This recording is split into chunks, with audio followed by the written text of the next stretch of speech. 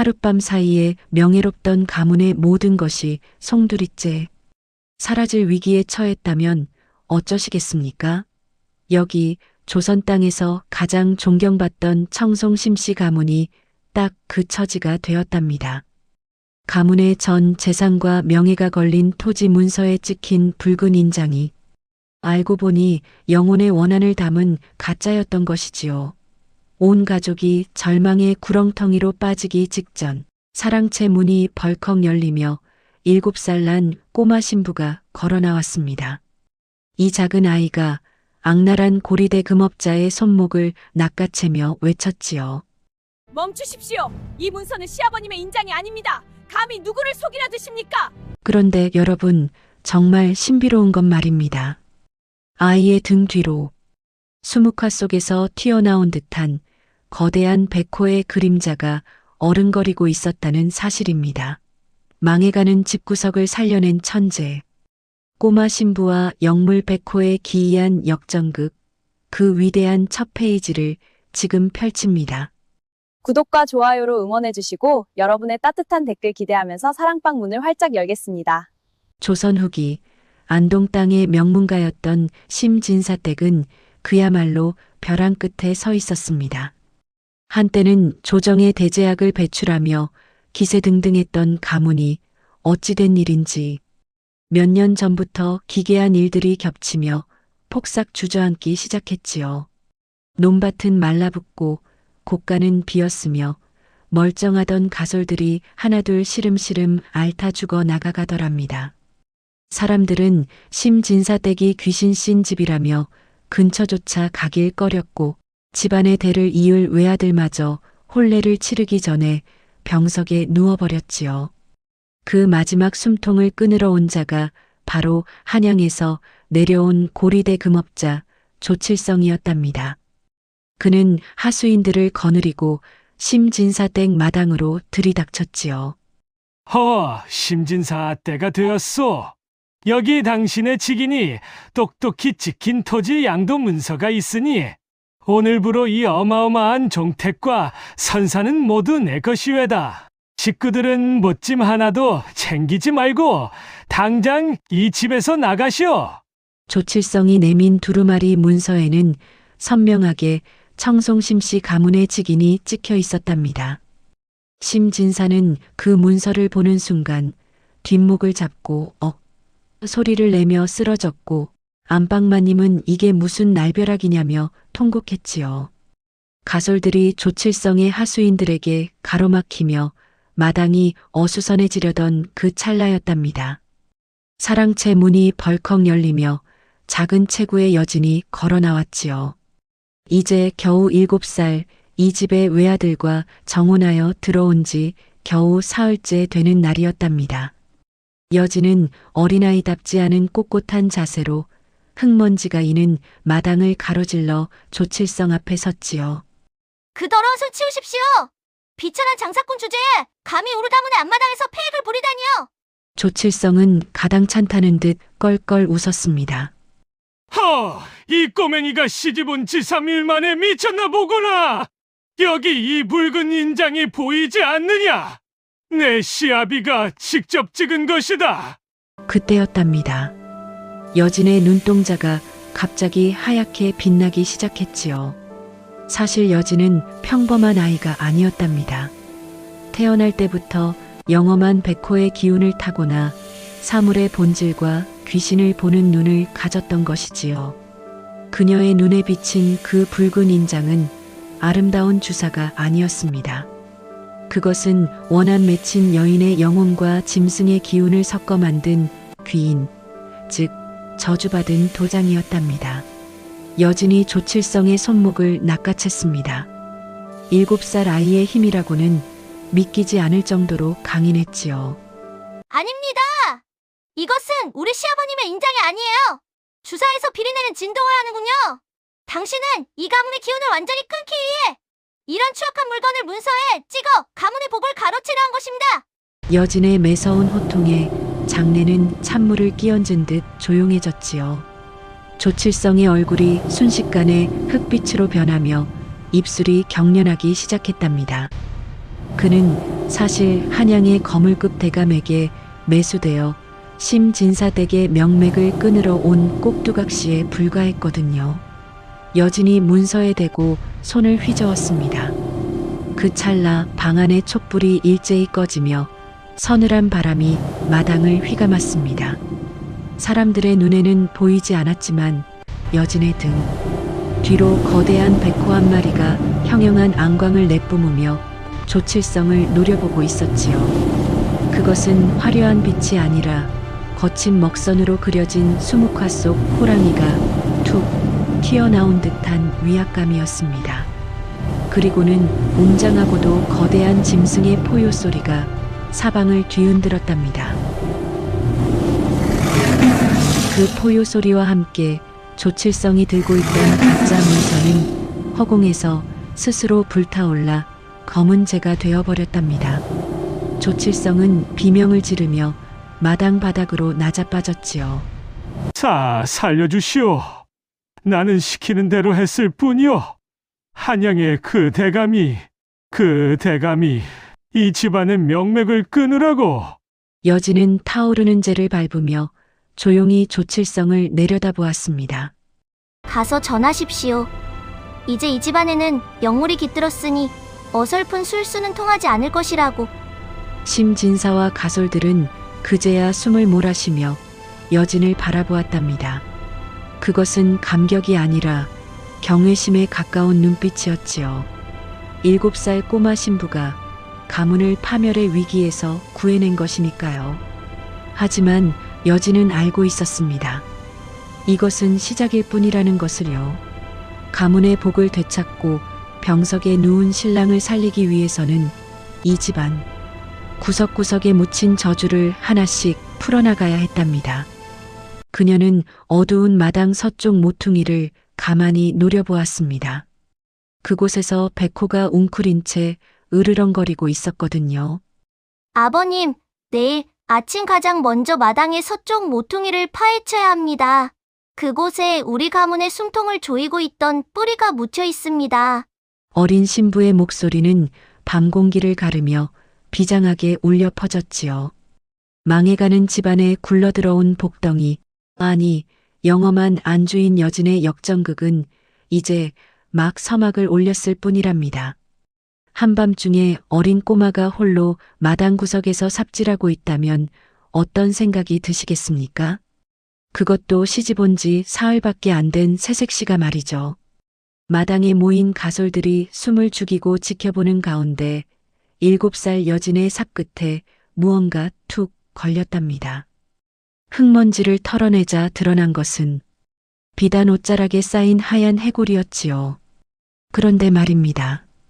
그 해골이 드러나는 순간 분명 죽은 자의 뼈일진데 기괴하게도 끄르륵 소리를 내며 입을 벌리는 게 아니겠습니까? 그 입안에서 번쩍이는 황금빛이 터져 나왔을 때 모여있던 사람들은 모두 자지러지게 놀라 자빠졌답니다. 대체 이 집안 명당 자리 밑에 누가 이런 끔찍한 것을 묻어두었을까요? 밤이 깊었지만 심진사 댁의 등불은 꺼질 줄을 몰랐지요.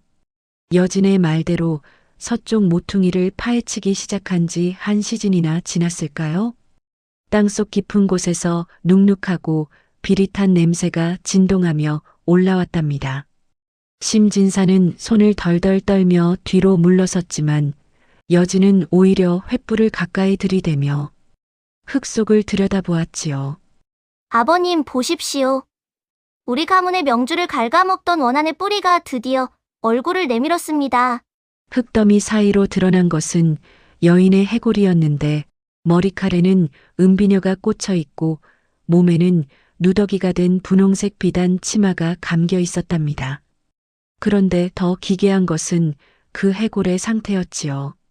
분명 땅에 묻힌 지 수십 년은 되었을 법한데 뼈마디마디에는 검은 먹줄이 감겨 있었고 입속에는 무언가 꽉 들어차 있었던 것입니다. 여진이 가느다란 나뭇가지로 해골의 입을 살짝 건드리자 쩍하는 소리와 함께 턱뼈가 내려앉으며 눈부신 황금 덩어리가 툭 튀어나왔지요. 그것은 평범한 금덩이가 아니라 심씨 가문 대대로 내려오던 황금 거북패였습니다. 아니, 저것은 우리 증조부님께서 가문이 위태로울 때 꺼내 쓰라며 남기신 전설의 보물이 아니냐? 어찌 저것이 저런 흉측한 곳에? 심진사는 말을 잇지 못하고 통곡했답니다. 보물이 사라진 뒤로 가문이 기울기 시작했는데 알고 보니 누군가 보물을 훔친 것도 모자라 원한 맺힌 여인의 시신과 함께 명당 자리에 묻어 가문의 복을 저주로 바꿔버린 것이었지요. 그때였답니다. 갑자기 해골의 빈 눈구멍에서 검붉은 안개가 뿜어져 나오더니 여진의 목을 감싸려 들었지요. 마당에 서 있던 가솔들이 비명을 지르며 흩어졌지만 여진은 눈 하나 깜짝하지 않았답니다.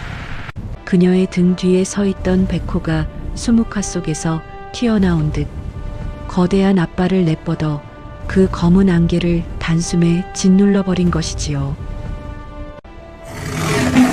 백호의 낮은 울림이 마당에 가득 찾아 기괴하게 꿈틀대던 해골은 순식간에 하얀 가루가 되어 바람에 흩어졌답니다.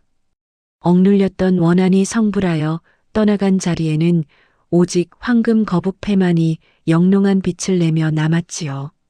여진은 그 황금패를 들어 올리며 심진사를 향해 나지막이 말했습니다. 아버님, 이제 가문의 복은 돌아왔습니다. 하지만 이 물건을 이곳에 묻은 자는 여전히 살아있지요. 그 자가 이 보물이 세상 밖으로 나온 것을 알게 되면 아마 더 무서운 일을 벌일 것입니다. 여진의 손등 위에는 어느새 기이한 붉은 반점이 돋아나고 있었답니다. 그것은 귀신의 원한을 대신 받아낸 자에게 나타나는 귀문의 흔적이었지요. 어린 신부는 제 몸이 상해가는 줄도 모르고 가문을 위해 자신을 내던지고 있었던 것입니다. 과연 이 아이는 가문의 보물을 지키고 병석에 누운 신랑까지 살려낼 수 있을까요? 심진사 댁의 운명을 건 진정한 싸움은 이제부터 시작이었답니다. 여러분, 밤눈이 밝은 짐승들도 기피한다는 살기라는 것을 느껴본 적 있으십니까? 심진사 댁 마당에서 황금패가 발견되었다는 소식은 천리길을 반나절 만에 달려 한양의 거물급 정승 김대감의 귀에 들어갔답니다. 그는 자신의 비밀을 알고 있는 이 가문을 완전히 도말하기 위해 사람이 아닌 무언가를 보냈지요. 한밤중 달빛조차 구름에 숨어버린 그 시각에 심진사댁 담장을 넘은 것은 발소리도 그림자도 없는 시커먼 사냥개들이었답니다. 눈동자가 숯불처럼 붉게 타오르는 이 개들은 사람이 휘두르는 칼날에도 베이지 않는다는데 과연 우리의 7살 꼬마 신부는 이 절체절명의 위기를 어떻게 벗어날까요? 마당 아래 묻혔던 원한의 해골을 치우고 나니 집안을 감돌던 눅눅한 공기는 한결 가벼워진 듯 했지요. 하지만 여진의 마음은 여전히 살얼음판 위를 걷는 것처럼 차갑기만 했답니다. 손등에 핀 붉은 꽃, 귀문의 반점이 점점 짙어지는 것을 보며 그녀는 다가올 폭풍을 직감했지요. 그날 밤이었습니다. 안채에서 시어머니와 병석에 누운 신랑을 돌보던 여진이 갑자기 고개를 번쩍 들었답니다. 온다. 사람이 아니야. 그림자가 없는 것들이 오고 있어. 여진의 나지막한 목소리가 떨어지기 무섭게 집 주변의 공기가 순식간에 얼어붙었지요. 마당에 묶어둔 진돗개들이 짖기는커녕 깽깽거리며 꼬리를 내리고 구석으로 파고들었답니다. 담장 위로 시커먼 그림자들이 하나둘 모습을 드러냈는데 그것은 덩치가 송아지만한 사냥개들이었지요. 하지만 보통 개가 아니었습니다. 몸 전체가 끈적한 먹물처럼 흐릿하게 일렁였고 땅에 발을 딛고 있어도 그림자가 비치지 않았답니다. 이것들은 한양의 김대감이 부리는 주술사들이 시신의 혼을 개에게 먹여 만든 영로견이었지요. 가장 거대한 사냥개 한 마리가 이빨을 드러내며 여진이 있는 안채 마당으로 뛰어들었답니다. 뒤늦게 달려나온 머슴들이 몽둥이를 휘둘렀지만 웬일인지 몽둥이는 사냥개의 몸을 허공처럼 쑥 통과해버렸지요. 실체가 없는 귀신 개들 앞에서 사람의 무기는 무용지물이었답니다. 가솔들이 공포에 질려 비명을 지르며 나자빠질 때 여진이 천천히 돛돌 아래로 내려왔지요. 작은 손에는 마당을 팔 때 썼던 몽둥이도 칼도 아닌 그저 평범한 글씨 쓰는 붓 한 자루가 들려 있었답니다. 감히 영물이 지키는 집안에 발을 들이다니 주인이 누구든 그 대가를 치러야 할 것이다. 여진이 붓을 허공에 휘두르자 놀라운 일이 벌어졌지요. 그녀의 등 뒤 어둠 속에서 잠자고 있던 백호가 서서히 몸을 일으킨 것입니다. 백호는 포효하지 않았습니다. 대신 그 거대한 앞발을 여진의 붓 끝에 실어보냈지요. 여진이 허공에 획을 긋자 붓 끝에서 진한 먹물이 튀어나와 사냥개들의 미간에 명중했답니다. 깨갱! 칼날도 통하지 않던 사냥개들이 여진의 먹물 한 방울에 마치 불에 댄 듯 자지러졌지요. 여진이 그은 것은 단순한 글자가 아니라 영물을 부리는 봉인의 주문이었던 것입니다. 사냥개들이 혼비백산하여 흩어지려 했으나 백호가 이미 그들의 도망갈 길을 차단했지요. 백호가 입을 크게 벌려 허공을 흡입하자 시커먼 연기 같던 사냥개들의 몸체가 순식간에 백호의 목구멍 속으로 빨려 들어갔답니다. 순식간에 마당은 정적에 휩싸였고 바닥에는 사냥개들이 물고 온 한양 김정승 가문의 문양이 새겨진 놀이개 하나만이 덩그러니 남았지요. 심진사가 떨리는 다리로 기어나와 물었습니다. 애기씨, 대체 이게 무슨 조화란 말이야? 저 괴물들은 다 어디로 갔느냐? 여진은 손등에 붉은 반점을 옷소매로 가리며 나지막이 대답했답니다. 아버님, 저들이 보낸 자객은 제가 거두었습니다.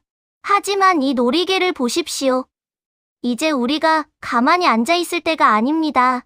저들이 우리를 죽이려 개를 보냈으니 이제 제가 직접 한양으로 올라가 저들의 숨통을 끊어놓아야겠습니다. 7살 꼬마 신부의 눈에는 이제 더 이상 어린아이의 천진함은 찾아볼 수 없었지요. 오직 가문을 지키고 병든 신랑을 살려내겠다는 서슬 퍼런투기만이 서려 있었답니다. 화려한 등불이 넘쳐나는 한양 도성에 들어서면 누구나 마음이 들뜨기 마련이지요. 하지만 우리 7살 꼬마 신부 여진에게는 그 등불들이 마치 짐승의 눈알처럼 번뜩이는 괴이한 풍경으로 보였답니다. 심진사댁을 지키기 위해 가마에 몸을 실은 여진이 한양 입구인 도니문에 다다랐을 때였지요. 갑자기 어디선가 향기로운 꽃내음과 함께 흐드러진 가야금 소리가 들려오더니 길 한복판에서 기생들이 춤판을 벌이는 게 아니겠습니까? 그런데 말입니다. 덩실덩실 춤을 추는 그 기생들의 고운 치맛자락 아래를 살피던 여진의 안색이 창백해졌답니다. 아, 세상에. 춤을 추는 그들에게는 얼굴이 없었던 것이지요. 매끄러운 달걀처럼 눈, 코, 입이 없는 그녀들이 여진의 가마를 에워싸고 살풀이 춤을 추기 시작하는데 과연 이것은 누구의 함정일까요? 한양 땅은 겉으로는 태평성대인 듯 보였으나 그 속은 김정승 같은 간신들의 욕망으로 검게 타들어가고 있었지요. 여진을 태운 가마가 성문을 지나 어스름한 골목으로 접어들었을 때 갑자기 사방에서 자욱한 분내와 함께 분홍색 안개가 피어올랐답니다. 애기씨, 앞이 보이지 않습니다. 길이 갑자기 사라졌어요.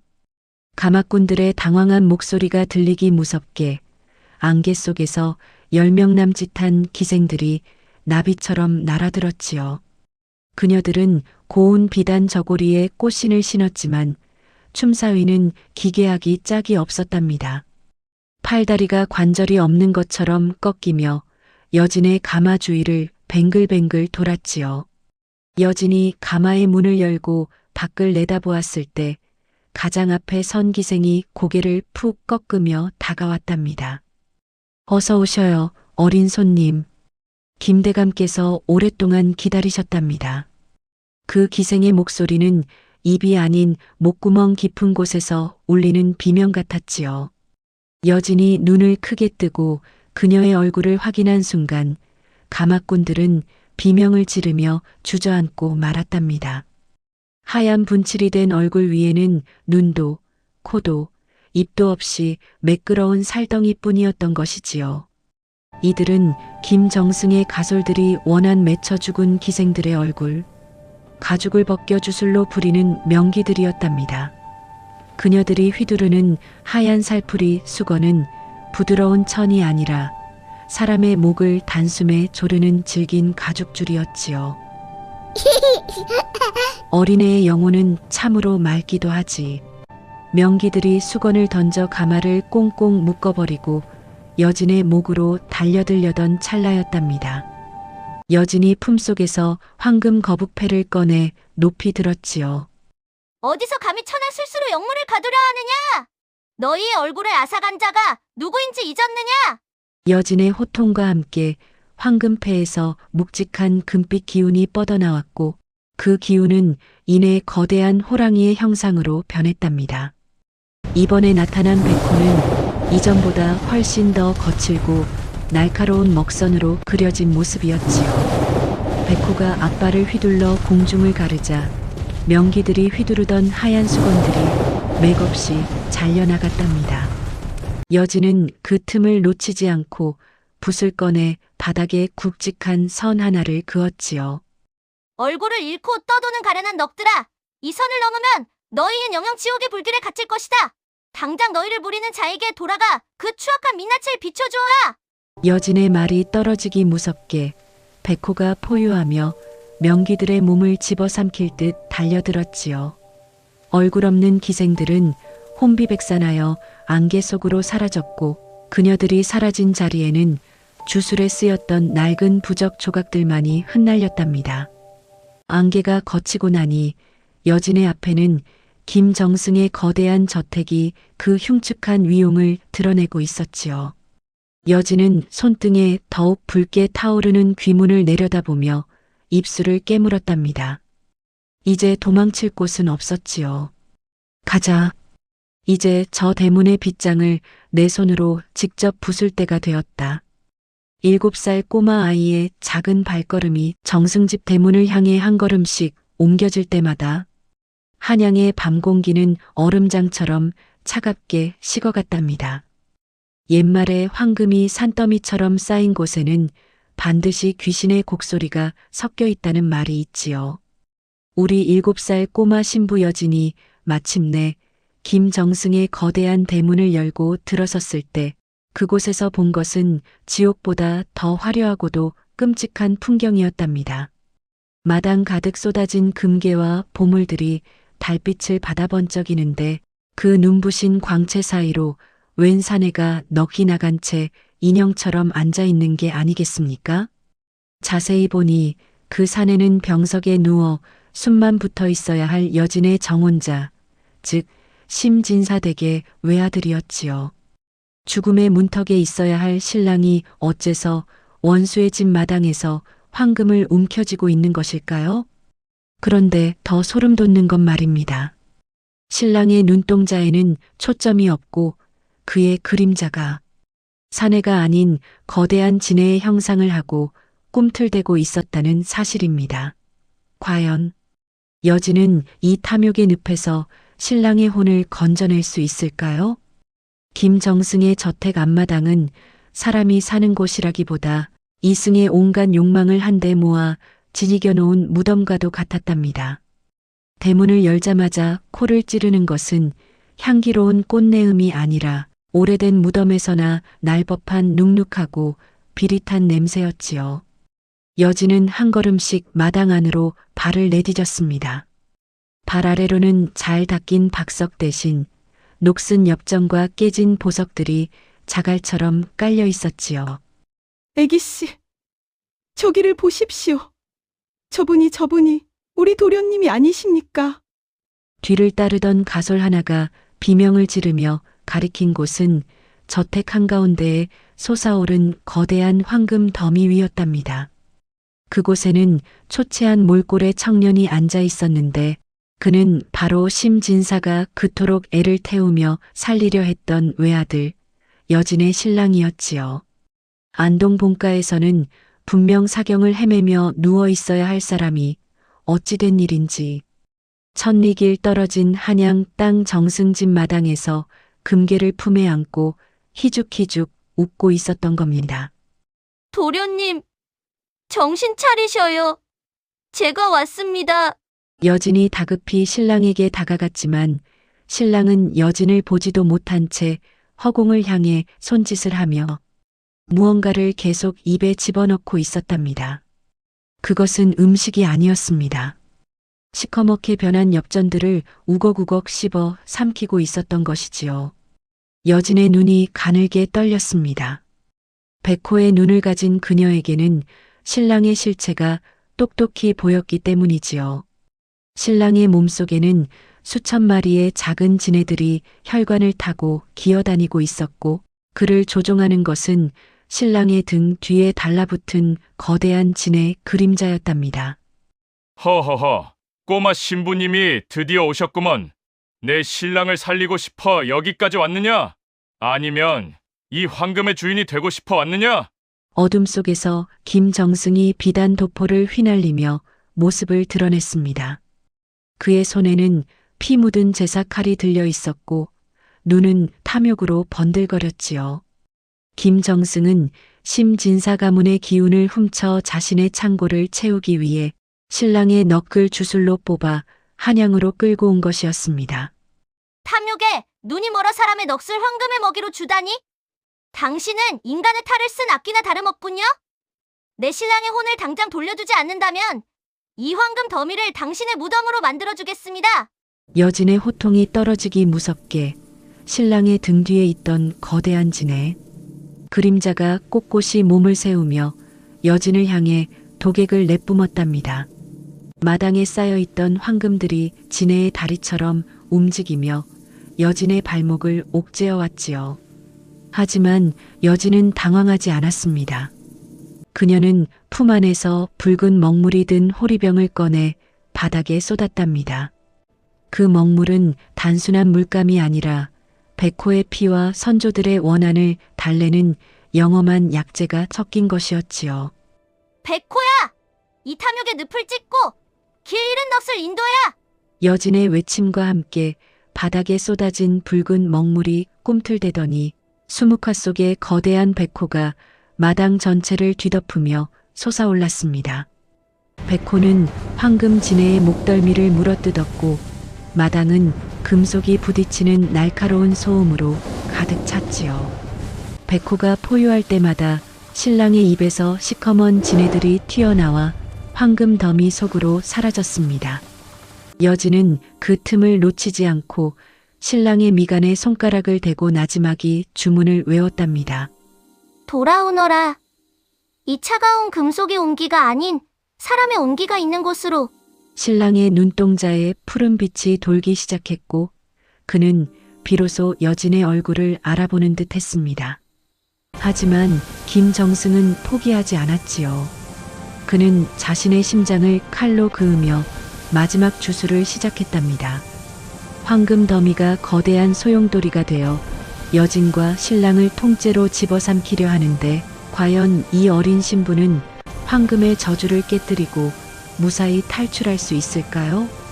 옛사람들이 말하기를 가장 무서운 원수는 남이 아니라 내 핏줄 안에 있다고 했습니다. 김정승이 불러일으킨 황금 소용돌이가 백호의 포유 아래 잠잠해질 무렵 여진은 신랑의 품 안에서 떨어진 낡은 서첩 하나를 발견하게 됩니다. 그 서첩의 첫 장을 넘기는 순간 7살 꼬마 신부의 손이 파르르 떨리기 시작했지요. 그곳에는 청송심씨 가문과 한양 김정승 가문의 족보가 얽히고 설켜 있었는데 놀랍게도 두 집안의 조상은 한 부모 아래서 태어난 친형제였던 것입니다. 수백 년 전 형이 동생의 공을 가로채기 위해 동생의 눈을 멀게 하고 가문에서 쫓아낸 뒤 그 원한을 잠재우려 동생의 후손들에게 대대로 저주를 퍼부어온 사실이 피 묻은 글씨로 적혀 있었지요. 아, 세상에 이런 천인공노할 일이 또 어디 있겠습니까? 신랑이 왜 이곳으로 끌려왔는지, 왜 심씨 가문이 망해야만 했는지, 그 모든 추악한 진실이 이제야 그 베일을 벗기 시작합니다. 황금 진해가 백호의 발톱 아래 지지겨지고 마당을 가득 채웠던 금괴들이 사그라들자 김정승의 저택은 원래의 어둡고 침침한 모습으로 돌아왔답니다. 정신을 차린 신랑은 여진의 손을 잡고 바들바들 떨고 있었는데 그의 옷소매 사이로 낡고 누런 종이 뭉치가 툭 떨어졌지요. 여진은 본능적으로 그 종이를 집어들었습니다.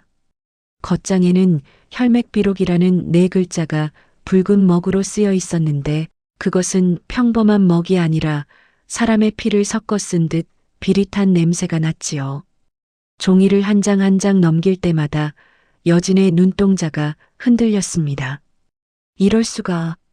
우리 시아버님이 그토록 찾으시던 가문의 뿌리가 어째서 이 악기 같은 자의 서첩에 기록되어 있단 말인가. 기록에 따르면 조선 초기에 2명의 천재적인 화공 형제가 있었답니다. 형은 욕심이 많았고 동생은 영험한 기운을 타고나 그리는 것마다 생명력을 얻었지요. 형은 동생의 재능을 시기한 나머지 동생이 잠든 사이 그의 눈에 독을 넣고 그가 그린 모든 그림을 불태워버렸답니다. 그 동생이 바로 청송심 씨의 시조였고 눈먼 채 쫓겨난 동생을 대신해 부와 권력을 누린 형의 후손이 바로 지금의 김정승 가문이었던 것이지요. 김정승은 자신의 가문이 누리는 이 부귀영화가 사실은 동생의 복을 훔친 것이라는 사실을 누구보다 잘 알고 있었습니다. 그래서 그는 심씨 가문이 다시 일어서지 못하도록 대대로 그 가문의 영민한 아이들을 찾아내 넋을 빼앗고 황금의 제물로 바쳐왔던 것입니다. 이제 알았느냐?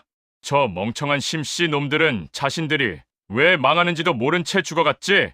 내 신랑도 마찬가지다. 저놈의 목숨줄을 끊어야 우리 집안의 부귀가 만년토록 이어질 것이니라. 김정승은 광기의 어린 손으로 다시 칼을 집어들었습니다. 하지만 여진은 서첩의 마지막 장에 적힌 글귀를 발견하고는 입가에 차가운 미소를 띄웠지요. 아니, 당신이 틀렸습니다. 훔친 복은 결국 주인을 찾아가기 마련이지요. 이 비록에 적히기를 두 가문의 피가 한자리에 모여 백호가 울 때 훔친 자는 흙으로 돌아가고 주인은 빛을 보리라 하였습니다. 바로 오늘이 당신 가문의 마지막 날입니다. 여진이 서첩을 높이 들어 올리자 종이 속에 갇혀있던 원한 맺힌 글자들이 살아 움직이며 김정승의 몸을 칭칭 감기 시작했답니다. 그것은 수백 년간 억눌려온 심씨 가문 조상들의 통곡이었지요. 백호는 다시 한번 크게 포효하며 김정승의 뒤에 버티고 서 있던 가짜 조상들의 위패를 단숨에 박살내버렸습니다. 위패가 깨지자 김정승이 누리던 화려한 관복과 장신구들이 순식간에 썩은 누더기로 변했고 그의 저택 또한 무너져 내리기 시작했답니다. 신랑은 여진의 어깨를 감싸 안으며 무너지는 건물 사이에서 떨고 있었지만 여진은 흔들림 없이 김정승을 응시했습니다. 당신이 묻어버린 진실이 당신을 집어삼킬 것입니다. 우리 가문의 고통은 여기서 끝입니다. 저택이 무너지며 자욱한 먼지가 일었을 때 여진의 손등에 있던 귀문의 반점이 서서히 옅어지며 은은한 금빛으로 변해갔지요. 그것은 저주가 풀리고 진정한 가문의 수호자로 거듭났다는 증표였답니다. 과연 여진과 신랑은 이 무너지는 탐욕의 궁전에서 무사히 빠져나와 안동 본가로 돌아갈 수 있을까요? 그리고 아직 밝혀지지 않은 여진의 진짜 친정에 얽힌 비밀은 또 무엇일까요? 인생사 세옹지 말하지만 7살 아이의 운명이 이토록 기구할 수 있을까요? 김정승의 저택이 먼지가 되어 무너져 내린 그 폐허 속에서 여진은 운명을 바꿀 물건 하나를 손에 넣었답니다. 그것은 흙먼지 속에 반쯤 파묻혀 있던 빛바랜 분홍색 베네 저고리였지요. 그런데 말입니다. 그저 평범한 아이의 옷인 줄 알고 털어낸 순간 그곳에 새겨진 자수를 본 심진사와 가솔들은 일제히 땅바닥에 엎드려 머리를 조아리고 말았답니다. 그 옷깃에는 감히 사대부가에서는 꿈도 꿀 수 없는 왕실의 상징인 황금 봉황이 찬란하게 수놓아져 있었던 것이지요. 이게 대체 어찌된 일입니까? 안동 땅의 가난한 집 딸인 줄 알았던 여진이 사실은 7년 전 궁궐에서 일어난 변란 중에 흔적도 없이 사라졌던 이 나라의 비운의 옹주였다니요. 김정승이 왜 그토록 이 아이를 죽이려 했는지, 왜 백호의 기운이 아이를 수호했는지 그 모든 수수께끼의 조각들이 하나둘 맞춰지기 시작합니다. 무너진 김정승의 저택 마당에는 정막만이 감돌았습니다. 여진은 자신의 손에 들린 작은 베네 저고리를 뚫어지게 내려다보았지요. 흙탕물이 튀고 세월이 흘러 비친 바레스나 금실로 촘촘히 박힌 봉황의 눈동자는 여전히 살아있는 듯 형형한 빛을 내뿜고 있었답니다. 심진사는 사르르 떨리는 목소리로 감히 여진의 앞을 가로막지도 못한 채 넙죽 절을 올렸습니다. 애기씨, 아니 옹주자가 이셨사옵니까? 소인이 감히 왕실의 귀한 몸을 며느리로 맞이하려 했다니 이 죄를 어찌 다 갚아야 할지 모르겠습니다. 심진사의 통곡 소리에 여진은 오히려 차분하게 베네 저고리를 품에 안았습니다. 그녀의 머릿속에는 잊고 있었던 어린 시절의 기억들이 파도처럼 밀려들었지요. 불타는 정각, 어머니의 비명소리, 그리고 자신을 가슴에 품고 담장을 넘던 어느 화공의 거친 숨소리까지 말입니다. 아버님, 고개를 드십시오. 저는 여전히 이 집안의 며느리이자 당신의 아들을 살려낸 여진입니다. 다만 저 김정승이 왜 우리 가문을 이토록 괴롭혔는지 이제야 명확해졌을 뿐입니다. 사실 7년 전 김정승은 왕위를 찬탈하려는 영모의 중심에 있었습니다. 그는 왕실의 정통성을 상징하는 영험한 기운을 타고난 옹주를 제거해야만 자신의 대업을 이룰 수 있다고 믿었지요. 그래서 옹주를 납치해 죽이려 했으나 옹주의 수호신인 백호의 노여움을 쌓아 궁궐에 큰 불이 났고 그 틈에 이름 없는 화공이 옹주를 구해 안동 땅 깊숙이 숨어들었던 것입니다. 김정승은 그 옹주가 살아있다는 사실을 알고 그녀를 찾기 위해 조선 팔도의 가문들을 저주로 물들이며 뒤져왔던 것이지요. 그는 내 존재를 지우기 위해 우리 시댁 가문을 제물로 삼았습니다. 내가 옹주라는 사실이 밝혀지면 우리 시댁은 역적의 가족으로 몰려 멸문을 당할 수도 있겠지요. 하지만 여진의 눈동자에 서린 빛은 이제 백호의 그것보다 더 서슬퍼런 위엄을 띠고 있었습니다. 그녀는 마당 한복판에 서서 무너진 김정승의 비밀 서고를 향해 붓을 들었지요. 내게 흐르는 피가 왕실의 것이라면 그 권능으로 이 나라의 썩은 뿌리부터 도려내겠습니다. 나를 죽이려 했던 자들, 우리 시댁 가문을 짓밟았던 자들, 그들이 지은 죄를 내 피로 쓴 조서로 다스릴 것입니다. 그때였습니다. 하늘에서 난데없이 벼락이 치더니 여진의 등 뒤에 서 있던 백호의 형상이 봉황의 날개를 단 기괴하고도 신비로운 모습으로 변하기 시작했답니다. 가문의 수호신이 이제 왕실의 수호신으로 격상되는 순간이었지요.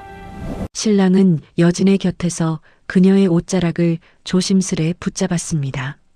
당신이 누구든 상관없소. 나를 죽음에서 건져준 것은 왕실의 옹주가 아니라 나의 아내 여진이었으니까 끝까지 당신을 따르겠소. 여진은 신랑의 손을 맞잡으며 결연히 고개를 끄덕였습니다. 이제 그녀가 향할 곳은 안동이 아니었습니다. 자신의 이름과 가족을 빼앗아간 자들이 도사리고 있는 곳, 바로 구중궁궐의 심장부였답니다. 7살 꼬마 옹주는 과연 자신의 자리를 되찾고 조선의 뒤틀린 운명을 바로잡을 수 있을까요? 옛날 어른들이 말씀하시길 궁궐 담장은 높아서 사람의 눈은 속여도 귀신의 눈은 못 속인다고 했습니다. 7살 꼬마 옹주 여진이 드디어 7년 만에 자신의 집이었던 대궐문 앞에 섰을 때 그곳은 이미 산 사람의 궁궐이 아니었답니다. 왕위를 지키려는 간신들이 궁궐 구석구석에 금기된 주술을 걸어놓은 탓에 밤마다 궁궐 바닥에서는 사람 형상을 한 종이 인형들이 기어나와 침입자의 숨통을 노리고 있었지요. 여진이 궁궐 안으로 첫 발을 내딛는 순간 바람 한 점 없던 복도에 수천 장의 하얀 종이 조각들이 회오리치며 몰려들기 시작했습니다. 그런데 말입니다. 그 종이들이 순식간에 사람의 크기로 변하더니 얼굴도 없는 군사가 되어 서슬 퍼런 종이 칼을 휘두르는 게 아니겠습니까? 이 기괴한 종이 군단 앞에서 어린 옹주는 과연 무엇으로 맞설까요? 대궐의 정문인 광화문은 굳게 닫혀 있었지만 여진이 베넷 저고리를 품에 안고 문 앞에 서자 거대한 빗장이 스스로 풀리며 끼익 비명을 질렀답니다. 이미 가문의 수호신 백호가 옹주의 길을 열기 위해 앞장서고 있었던 것이지요. 궁궐 내부는 음산하기 짝이 없었습니다. 화려한 단청은 빛이 발에 검게 변해 있었고 왕이 정사를 돌보던 근정전 마당에는 자풀 대신 붉은 주술 부적들이 삐죽삐죽 솟아나 있었지요. 여진은 신랑의 손을 꼭 잡고 한 걸음씩 나아갔습니다. 애기씨. 아니 옹주 차가. 공기가 너무나 차갑습니다. 사람의 기운이 느껴지지 않아요. 신랑의 말이 끝나기도 전이었습니다. 갑자기 궁궐 지붕 위에서 후루룩 하는 소리와 함께 하얀 눈송이 같은 것들이 쏟아져 내렸답니다. 그것은 눈이 아니라 사람의 형상으로 오려진 수천 장의 종이 인형, 지인들이었지요. 그들은 공중에서 몸을 불리더니 순식간에 여진과 신랑을 에워쌌습니다. 종이 인형들의 미간에는 김정승 가문의 문양이 붉은 먹으로 찍혀 있었는데 그것이 마치 피 흘리는 눈동자처럼 번뜩였답니다. 바스락, 바스락. 종이 군단이 한꺼번에 발을 내딛자 궁궐 전체가 진동했지요. 그들이 휘두르는 종이 칼은 비록 종이일진데 스치기만 해도 바위를 베어버릴 만큼 날카로운 살기를 품고 있었습니다. 여진은 당황하지 않고 품속에서 심진사댁에서 가져온 묵직한 벼루와 먹을 꺼냈습니다. 그리고는 신랑에게 말했지요. 도련님, 제가 먹을 갈 테니 당신은 저들의 시선을 끌어주십시오. 저들의 몸은 종이나 그 속에 든 것은 억울하게 죽은 자들의 혼령입니다. 그 혼을 달래지 못하면 우리는 여기서 한 걸음도 나갈 수 없습니다. 신랑은 여진을 지키기 위해 호신용 단검을 뽑아들고 종이 군단에 맞섰습니다. 하지만 칼로 베어도 종이는 다시 붙어버렸고 오히려 더 많은 인형으로 증식해왔지요. 그 사이 여진은 바닥에 주저앉아 정성스레 먹을 갈았습니다. 그녀의 이마에는 땀방울이 맺혔지만 붓을 잡은 손만은 흔들림이 없었지요. 여진은 백호의 기운을 붓끝에 모아 궁궐 바닥에 거대한 그림을 그리기 시작했답니다. 그것은 전설 속의 해태였습니다. 12곡직을 가리고 불과 악기를 잡아먹는다는 궁궐의 수호신이었지요. 내 나라, 내 집을 더럽히는 거짓된 생명들아. 정의의 불꽃 앞에 내 본 모습을 드러내라. 여진이 해태의 눈동자에 점을 찍는 순간 활용점정, 바닥에 그려진 묵직한 먹선들이 입체적으로 튀어오르며 거대한 해태의 형상으로 화했답니다. 해태는 입을 벌려 푸른 불꽃을 내뿜었고 그 불꽃이 닿는 곳마다 종이 군단은 화르르 타오르며 원래의 낡은 부적으로 돌아갔지요. 종이 인형들이 타오르며 내는 비명소리가 궁궐을 가득 메웠습니다. 그 비명은 사실 간신들에게 이용당해 죽어간 백성들의 곡소리였던 것이지요. 여진은 그들이 타오르는 모습을 보며 눈물을 흘리며 나지막이 빌었답니다. 이제 고통 없는 곳으로 가십시오. 당신들의 원한은 제가 저 정각 깊숙이 숨은 자들에게 반드시 갚아주겠습니다. 종이 군단이 모두 재가 되어 사라지자 혜태는 여진 앞에 머리를 숙이고 다시 바닥의 그림으로 돌아갔습니다. 이제 남은 것은 왕의 침전, 강령전 뿐이었습니다. 그곳에는 이 모든 주술의 원흉이자 자신의 아버지를 꼭두각시로 만든 대마녀와 김정승의 잔당들이 도사리고 있었지요. 여진은 신랑의 부축을 받으며 일어섰습니다. 그녀의 손등에 있던 금빛 꽃무늬가 이제 팔을 타고 올라가며 용의 비늘처럼 번쩍이기 시작했답니다. 궁궐의 가장 깊숙한 곳, 임금님이 잠드시는 강령전의 문이 열리는 순간을 상상해 보셨습니까? 우리 7살 옹주. 여진이 떨리는 손으로 그 육중한 문을 밀었을 때 그곳에서 마주한 것은 인자한 아버님이 아니었답니다. 어둑한 침전 한가운데 용포를 걸치고 옥자에 앉아 있는 것은 사람의 형상을 하고 있었으나 그 등 뒤로 꿈틀대며 뻗어나온 것은 집채만 한 9개의 하얀 꼴이었지요. 세상에 이 무슨 병기란 말입니까? 나라의 지존이신 임금님이 요물 구미호의 주술에 걸려 넋이 나간 채 인형처럼 앉아 계셨던 겁니다. 구미호는 여진을 보자 입술을 붉게 물들이며 깔깔거리고 웃었지요. 내가 감히 죽지도 않고 살아 돌아와 내 앞길을 막느냐며 달려드는데 그 서슬 퍼런 살기에 신랑마저 정신을 잃고 쓰러질 지경이었답니다. 과연 이 작은 옹주가 아버님을 구하고 나라를 바로잡을 수 있을까요? 강령전 안은 밖의 추위보다 더 시린 냉기가 가득했습니다. 사방에 처진 얇은 비단 휘장들이 바람도 없는데 제멋대로 펄럭였고 그 사이사이로 희고 거대한 꼬리들이 뱀처럼 매끄럽게 기어다니고 있었지요. 여진은 신랑의 손을 놓지 않은 채 옥자 앞으로 한 걸음씩 다가갔습니다.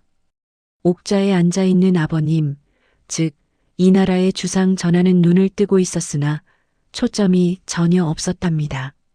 그의 목에는 가느다란 붉은 실들이 칭칭 감겨 있었는데 그 실의 끝은 옥자 뒤에 숨은 여인의 손가락에 연결되어 있었지요.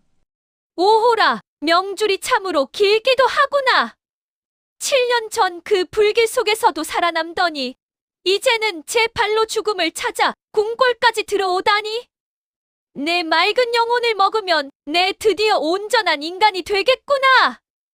휘장 뒤에서 모습을 드러낸 것은 김정승의 수양딸이자 후궁의 자리에 올라 궁궐을 장악한 요물 구미호였습니다. 그녀가 소매를 휘두르자 9개의 꼬리가 창창한 채찍처럼 변해 여진의 머리 위로 쏟아져 내렸지요.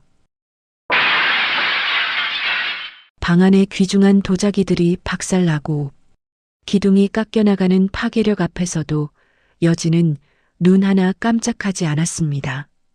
그녀는 품 안에서 안동본가에서 가져온 시어머니가 정성껏 다려주셨던 홀레용, 연지곤지 가루를 꺼내 공중에 뿌렸지요.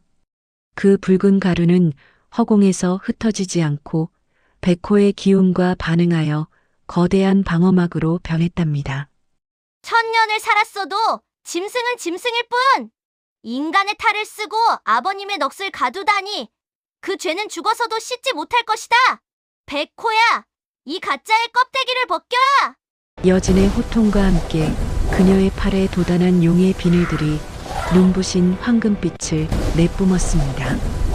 그 빛을 받은 백호는 이제 더 이상 먹선의 환영이 아니었습니다.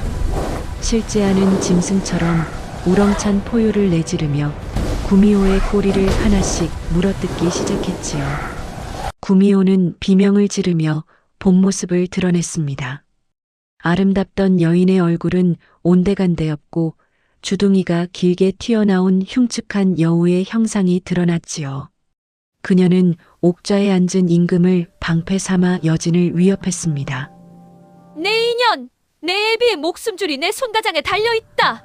내가 한 걸음이라도 더 다가오면 이 붉은 실을 당겨 왕의 목을 따버릴 것이다! 신랑은 그 광경을 보고 사색이 되어 소리쳤습니다. 안 됩니다. 옹주자가 저 요물의 협박에 넘어가면 안 되지만 전하의 아니가 위험합니다. 여진은 잠시 붓을 멈추고 신랑을 보며 나지막이 미소 지었습니다. 걱정 마십시오. 저 실은 사람의 목을 죄는 실이 아니라 탐욕의 실입니다. 탐욕을 지우면 실은 절로 끊어지는 법이지요. 여진은 자신의 손등을 깨물어 피를 냈습니다.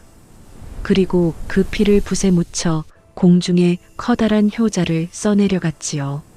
자식의 진심 어린 피로 쓴 글자는 임금의 몸에 감긴 붉은 실에 닿자마자 뜨거운 불길을 일으키며 실들을 태워버렸습니다. 그아! 구미호는 자신의 주술이 파괴되자 피눈물을 쏟으며 뒤로 낮아빠졌습니다. 임금의 눈에 서서히 초점이 돌아왔고 그는 눈앞에 선 7살 아이를 보며 믿기지 않는다는 듯 눈물을 흘렸지요. 내 딸아, 정녕 내가 살아 돌아온 것이냐? 하지만 감동의 재회도 잠시 구미호는 마지막 발악으로 자신의 모든 꼬리를 하나로 뭉쳐 거대한 검은 구체를 만들었습니다. 그것은 궁궐 전체를 폭발시킬 수 있는 어둠의 기운이었지요. 여진은 아버님과 신랑을 뒤로 밀쳐내며 자신의 모든 기운을 끌어모아 백호와 하나가 되었습니다. 과연 이 작은 옹주는 자신의 목숨을 바쳐 이 거대한 폭발을 막아내고 궁궐을 구할 수 있을까요? 하늘이 무너져도 솟아날 구멍이 있다지만 7살 아이의 몸으로 저 거대한 구미호의 마지막 발악을 어찌 견뎌낼 수 있겠습니까? 강령전 대궐 천장이 무너져 내리고 요물이 내뱉은 시커먼 어둠의 구체가 폭발하기 직전 우리 꼬마 옹주 여진은 피하지 않고 오히려 그 어둠을 향해 두 팔을 벌려 달려들었답니다. 순간 옹주의 몸에서 뿜어져 나온 황금빛 용의 비늘과 백호의 포효가 하나로 뭉쳐지더니 대궐 전체를 대낮보다 더 밝게 비추는 게 아니겠습니까? 아, 세상에. 그 눈부신 빛 속에서 여진의 모습이 서서히 흐릿해지는데 이를 지켜보던 임금님과 신랑의 가슴은 천갈래 만갈래로 찢어지는 듯 했지요. 과연 여진은 무사히 우리 곁으로 돌아올 수 있을까요?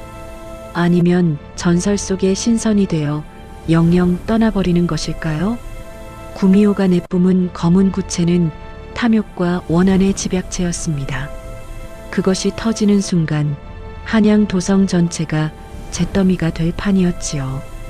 여진은 자신의 심장 근처에 도단한 금빛 비늘을 어루만졌습니다. 그것은 왕실의 정통성과 가문의 수호신이 준 마지막 힘, 영혼의 핵이었답니다. 아버님, 도련님 두려워 마십시오. 어둠은 결코 빛을 이기지 못하고 가짜는 진짜를 대신할 수 없습니다. 제가 이 모든 부정함을 짊어지고 가겠습니다. 여진이 백호와 완전히 동화되어 공중으로 솟구치자 백호의 입에서 푸른 화염이 뿜어져 나와 검은 구체를 감싸 안았습니다. 천둥치는 소리와 함께 강령전의 기화가 사방으로 비산했습니다. 하지만 이상하게도 그 폭발은 밖으로 퍼지지 않고 여진이 만든 빛의 구체 안으로 빨려 들어가 흔적도 없이 사라졌지요. 구미호는 비명조차 지르지 못한 채 하얀 연기가 되어 흩어졌고 대궐을 뒤덮었던 불길한 안개도 씻은 듯이 거쳤답니다. 빛이 서서히 사그라들고 자욱한 먼지가 내려앉은 자리, 그곳에는 옹주도 백호도 보이지 않았습니다. 오직 바닥에 여진이 입고 있던 낡은 베네 저고리와 그녀가 아끼던 붓 한 자루만이 덩그러니 놓여 있었지요. 여진아, 내 아내 여진아, 어찌 너만 두고 가란 말이냐? 이 황금이 무슨 소용이고 왕실의 핏줄이 무슨 소용이란 말이냐? 임금 역시 대성통곡하며 어린 딸의 이름을 불렀습니다. 나라를 구했으나 자식을 잃은 아비의 비통함은 궁궐 담장을 넘어 도성 전체로 퍼져나갔지요. 그렇게 사흘이 밤낮으로 지났을 무렵이었습니다. 안동 땅심 진사댁 고택에도 기이한 소식이 들려왔지요. 집안의 모든 저주가 풀리고 병석에 누워있던 가솔들이 일제히 일어났는데 마당 서쪽 모퉁이 여진이 해골을 파냈던 그 자리에서 하얀 꽃 한 송이가 피어났다는 것입니다. 그 꽃은 조선 천지에 본 적 없는 기이한 향기를 내뿜었는데 꽃잎이 백호의 털처럼 희고 보드라웠답니다. 그런데 말입니다. 여러분, 그 꽃이 활짝 피어난 날, 새벽 안동 고택 대문을 똑똑 두드리는 소리가 들렸답니다. 심진사가 버선발로 뛰어나가 문을 열었을 때 그곳에는 눈부신 햇살을 등지고 서 있는 작은 그림자 하나가 있었지요.